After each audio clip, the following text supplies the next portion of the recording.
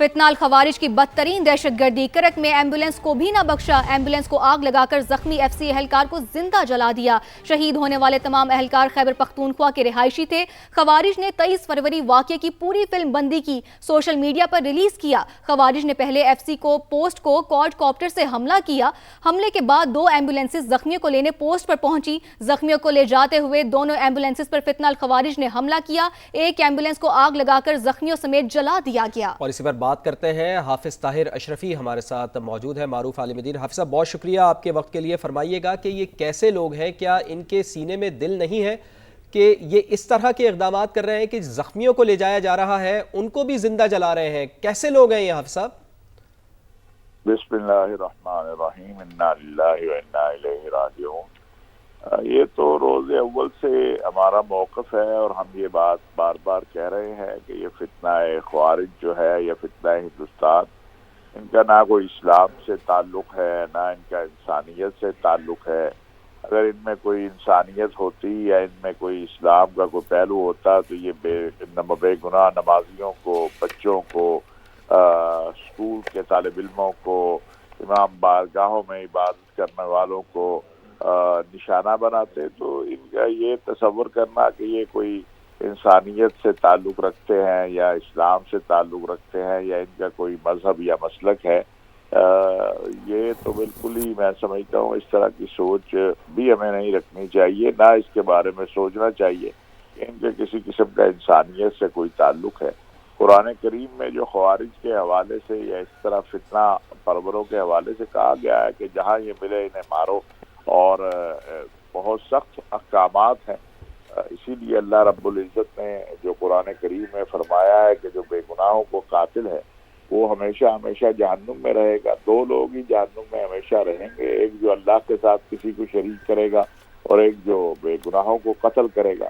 تو میں یہ سمجھتا ہوں کہ اب وقت آ گیا ہے اور بہت ہی اس وقت ریاست پاکستان نے جو پالیسی اپنائی ہے اس کے اوپر عمل کرتے ہوئے ہمیں افغانستان کے ساتھ بھی جو معاملات ہیں، آپ دیکھیں کہ ایک طرف بے گناہوں کو قتل کرتے ہیں اور افغانستان کے جو ذمہ دار ہیں اور وہاں کا جو ہندوستان کے ساتھ مل کر میڈیا ہے وہ جو گفتگو کر رہا ہے، تو ہم نے گزشتہ رات کہا ہے کہ افغانستان کے علماء کو، ملا ہیبت اللہ صاحب اور سب کو، کہ اگر وہ کہیں یہ سمجھتے ہیں کہ یہ دہشت اور وحشت اور بربریت اس کا کہیں اسلام سے کوئی تعلق ہے، خدا نخواستہ، معاذ اللہ ثم معاذ اللہ، تو وہ آ جائے علماء اسلام کو 10-15 علماء اسلام کے نام دے دیں، ان کے سامنے اپنا موقف رکھ دیں۔ میرا سوال یہ ہے کہ کیا اس طرح کے دہشت گردوں کو، بربریت کرنے والوں کو کی سرپرستی کرنا، انہیں پناہ دینا، ان کے سر پر ہاتھ رکھنا، شریعت اس کی اجازت دیتی ہے؟ اس کا جواب دے افغانستان کی قیادت۔ یہ بڑی اہم بات آپ نے کی ہے کہ اس طرح کے عناصر کی اگر آپ پش پناہی کریں تو شریعت میں تو اس کی بالکل بھی اجازت نہیں ہے۔ حافظ صاحب ساتھ ہی رہیے گا، مولانا طیب قریشی صاحب بھی ہمیں جوائن کر چکے ہیں۔ مولانا صاحب، اور زخمیوں کو نشانہ بنانے کی یقیناً اسلام میں کوئی اجازت نہیں، اور ابھی حافظ طاہر اشرفی صاحب بھی یہ کہہ رہے تھے کہ بے گناہوں کو قتل کرنے والوں کا جو ٹھکانہ ہے وہ ہمیشہ ہمیشہ کے لیے جہنم ہے۔ آپ سمجھتے ہیں کہ اتنے خراب اقدام ان کی جانب سے یہ دیکھنے میں آ رہے ہیں، ایسے اقدامات سے ان کے چہرے واضح ہو گئے ہیں، ان کا اصل چہرہ کھل کر سامنے آ گیا ہے کہ دین سے، مذہب سے، اسلام سے ان کا کوئی تعلق نہیں؟ بسم اللہ الرحمن الرحیم۔ دیکھیں، سب سے پہلے تو میں شدید الفاظ میں اس دہشت گردی، جس کو میں وحشت کہتا ہوں، درندگی کہتا ہوں، انسانیت اور اسلام کے نام پہ دھبا کہتا ہوں، کہ میں اس کی مذمت کرتا ہوں۔ اور یہ جو درندگی کے ایمبولینس کو بھی ٹارگٹ کر رہے ہیں، اس میں پڑے مریضوں کو بھی ٹارگٹ کر رہے ہیں، اور یہ ایف سی ہے یا پولیس ہے، یہ ہیں کون؟ کیا یہ کوئی اسرائیل سے آئے ہوئے ہیں؟ یہ ہمارے پاکستانی ہیں، ہمارے بچے ہیں، کسی کا بھتیجا ہے، کسی کا بھانجا ہے، کسی کا بیٹا ہے۔ تو خدا را میں سمجھتا ہوں انف از انف، اور no justification for such a act. کوئی کسی قسم کی بھی کوئی آڑ مسلک کی لے، مذہب کی لے، اس کی قطعاً نہ اجازت ہے، اور ہے بھی لینے کی۔ اب میرا خیال ہے وہ وقت بھی گزر گیا ہے، ساری دنیا کے اوپر یہ بات آیا ہے۔ پاکستان کے چوٹی کے علماء وہ سارے کے سارے الحمدللہ اس بات کے اوپر فتویٰ دے چکے ہیں، اور آج تک وہ معاملہ، وہ فتویٰ بھی برقرار ہے اور علماء کی وہ رائے بھی برقرار ہے۔ میں سمجھتا ہوں کہ وقت آ گیا ہے ہمارے سیاسی حضرات بھی جو ہیں وہ بھی یکسو ہو کے کسی ایک موقف پہ آئیں. دوسرا یہ کہ دہشت گردی کے خلاف پوری قوم پاک فوج کے شانہ بشانہ کھڑی ہے، سیکیورٹی اداروں کے شانہ بشانہ کھڑی ہے، ان کی عظمتوں کو، شہادتوں کو سلام پیش کرتے ہیں. اور میں سمجھتا ہوں کہ صحابہ کرام کی دور کی یاد جو ہے وہ تازہ کر رہے ہیں کہ رمضان کا مہینہ دیکھیں، عظمتوں کا اور برکتوں کا مہینہ، اور ہمارے سیکیورٹی کے جوان الحمدللہ عرض پاک کے لیے قربانیاں دے رہے ہیں. ہم نے تو پہلے بھی دہشت گردوں کو کہا تھا کہ اس ریاست کی بنیادوں میں ماؤں بہنوں کا، اکابر کا، بزرگوں کا خون شامل ہے، اور وہ بنا بنایا ہندوستان چھوڑ کے کیوں آئے تھے ہجرت کر کے؟ اسی لیے آئے تھے کہ پاکستان کا مطلب کیا، لا الہ الا اللہ. یہ جو مدینہ طیبہ کے بعد اگر کوئی ریاست اور مملکت قائم ہوئی ہے پاکستان ہے، اور پاکستان کے لیے الحمدللہ پوری پاکستانی قوم، بوڑھے جوان، مائیں بیٹیاں وہ کھڑے ہیں، اور انشاءاللہ ہر حد تک جانے کے لیے تیار ہیں، جان کی بازی کھیل لیں گے، پاکستان کے اوپر انشاءاللہ کوئی آنچ نہیں آنے دیں گے. جی اچھا مولانا صاحب، ذرا اس چیز کو اوپر ذرا روشنی ڈالیے گا. میں چاہوں گا کہ آپ اس کے اوپر ذرا واضح طور پر ہمارے دیکھنے والوں کو بتائیں کہ اسلام میں ہمیں یاد ہے کہ جنگ کے دوران بھی کوئی زخمی ہو جاتا تھا تو زخمیوں پر حملہ کرنا اور انہیں نقصان پہنچانا حرام ہے، لیکن یہاں تو ایک ایمبولنس میں زخمی کو لے کر جایا جا رہا ہے اور اس پوری ایمبولنس کو جلا دیا جاتا ہے اور پھر اس کو سوشل میڈیا پر ڈال بھی دیا جاتا ہے تاکہ لوگوں میں خوف و ہراس پیدا ہو. تو ایسے لوگ جو اس قدر انتہائی اقدام کر رہے ہیں تو پھر ان کے لیے حکم کیا دیتا ہے؟ شریعت کیا حکم دیتی ہے؟ قرآن کیا حکم دیتا ہے؟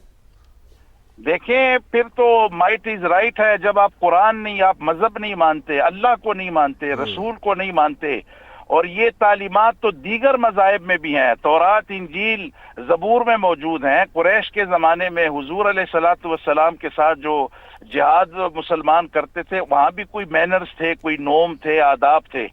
لیکن اب تو یہ جو سلسلہ ہے یہ تو جانوروں کے ہاں بھی نہیں ہوتا، یہ تو خالصتاً وحشت ہے اور درندگی ہے. اور میں اس لیے ہمیشہ مختصر سے کہہ دیتا ہوں کہ ہماری کوئی حیثیت نہیں. اکابر علماء دیکھیں، پیغام پاکستان مرتب کرنے والے ہمارے جیسے چھوٹے لوگ تو نہیں تھے. مفتی رفیع عثمانی صاحب کون تھے، اور مفتی تقی عثمانی صاحب کون تھے، اور پاکستان کا آئین بنانے والے کون تھے؟ سارے مسالک کے علماء اس میں شامل تھے. لہٰذا پاکستان میں جو کوئی بھی خدا نخواستہ اس طرح کی اقدامات میں ملوث ہے اور سمجھتا یہ ہے کہ وہ اس کو دین کا نام دے گا، مذہب کا نام دے گا، سر سوال ہی نہیں پیدا ہوتا. مذہب تو چھوڑیں، یہ درندگی اور وحشت ہے. مولانا صاحب آپ بالکل درست فرما رہے ہیں، آپ ہمارے ساتھ ہی رہیے گا. سید محمد علی صاحب نے ہمیں جوائن کیا ہے. سید محمد علی صاحب بہت شکریہ ہمیں اپنا قیمتی وقت دینے کا. یہ کہیے گا کہ ایک اور کارروائی سامنے آئی ہے اور شہید ہونے والے جو تمام اہلکار ہیں وہ خیبر پختونخوا سے ان کے رہائشی تھے، ساتھ ہی ایمبولینس کو آگ لگا دی گئی ہے. اس حوالے سے کیا کہیں گے آپ؟ دیکھیے، جس طرح ابھی بڑے جید دینی علماء نے بھی کہا کہ دیکھیں ماہ رمضان میں اتنے انسانیت سوز جو مظالم ہیں اور جو غیر انسانی حرکتیں ہیں، وہ اس بات کا ثبوت ہے کہ یہ جو دشمن ہیں یہ پاکستان کے ساتھ ساتھ اسلام اور مسلمانوں کے بھی دشمن ہیں اور ان کا اسلام سے کوئی تعلق نہیں ہے.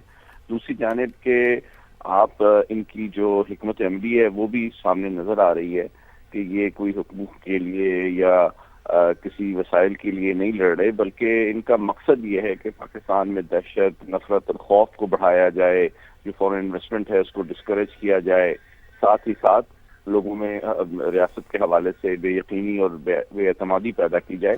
تو میں سمجھتا ہوں کہ یہ بہت ضروری ہے کہ اس طرح کے واقعات کو ہم ایکسپوز بھی کریں تاکہ ان کی حقیقت اور اصلیت اور ایجنڈا جو ہے، جو بھارت کے ٹکڑوں پہ پلنے والے جو دہشت گرد ہیں، یہ پاکستان میں کس طرح افراتفری پھیلانا چاہتے ہیں، ہمیں نقصان پہنچانا چاہتے ہیں، ان کو ہم ایکسپوز بھی کریں اور ریاستی اداروں، حکومت، انٹیلیجنس اداروں کے ساتھ مل کر، اور جس طرح آپ نے دینی علماء سے بھی بات کی، ان کی قیادت میں بہت ضروری ہے کہ نہ صرف ہم اپنی سرزمین کو ان سے پاک کریں، بلکہ ہم اپنے معاشرے کو اور اپنی سوچ کو بھی، اس نظریے کو بھی شکست دیں جو کہ نہ صرف ہماری تاریخ، ہمارے تمدن، بلکہ اسلام کے عالمگیر مذہب کے بھی مخالف اور اس کے لیے بھی ایک خطرہ ہے. جی سید محمد علی صاحب ساتھ ہی رہیے گا. کرنل ریٹائرڈ عابد لطیف صاحب بھی ہمیں جوائن کر چکے ہیں, ان کا بھی تجزیہ لے لیتے ہیں. کرنل صاحب بہت شکریہ آپ کے وقت کے لیے. بھی فرمائیے گا کہ یہ پیغام دے رہے ہیں دہشت گرد, خوف و ہراس پھیلا رہے ہیں کہ جو زخمی لے جائے جا رہے ہیں, رمضان المبارک کا بابرکت مہینہ ہے,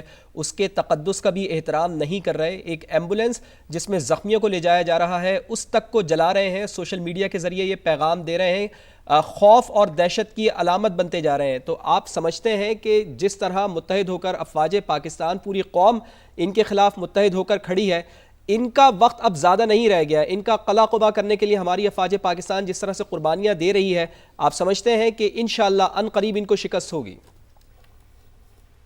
جی بالکل بالکل جی, کیونکہ دیکھیے جس طریقے سے جو بربریت کی مثال یہ ایمبولینس کو چلا کے انہوں نے قائم کی ہے, کیونکہ دیکھیے جنگ کے اندر تو آپ کو پتہ ہے کہ فرسٹ ورلڈ وار دیکھیں, سیکنڈ ورلڈ وار دیکھیں, ایون جو ایمبولینسز تھیں, ہاسپٹلس تھے, ان پہ بھی اٹیک نہیں کیا جاتا تھا چاہے وہ دشمن کے ہوں, اور جو زخمی ہوتے تھے اور جو ایون وار وونڈڈ تھے ان کا بھی, ان کے لیے بھی بالکل ایک ڈفرینٹ پروٹوکول تھا.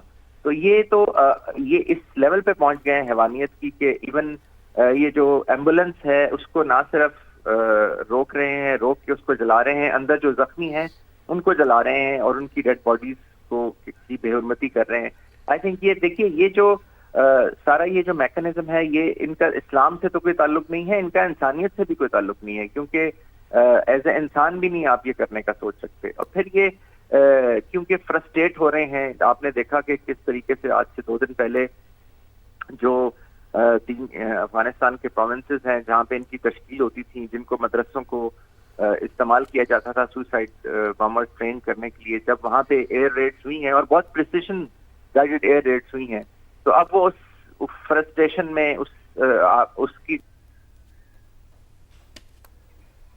جی ٹھیک, بہت بہت شکریہ. سید محمد علی صاحب ہمارے ساتھ موجود تھے, کرنل ریٹائرڈ عابد لطیف صاحب ہمارے ساتھ موجود تھے, اور ہمارا ساتھ دے رہے تھے طاہر اشرفی صاحب. بہت بہت شکریہ. مولانا طیب قریشی صاحب بھی ہمارے ساتھ موجود تھے. آپ تمام حضرات کا بے حد شکریہ.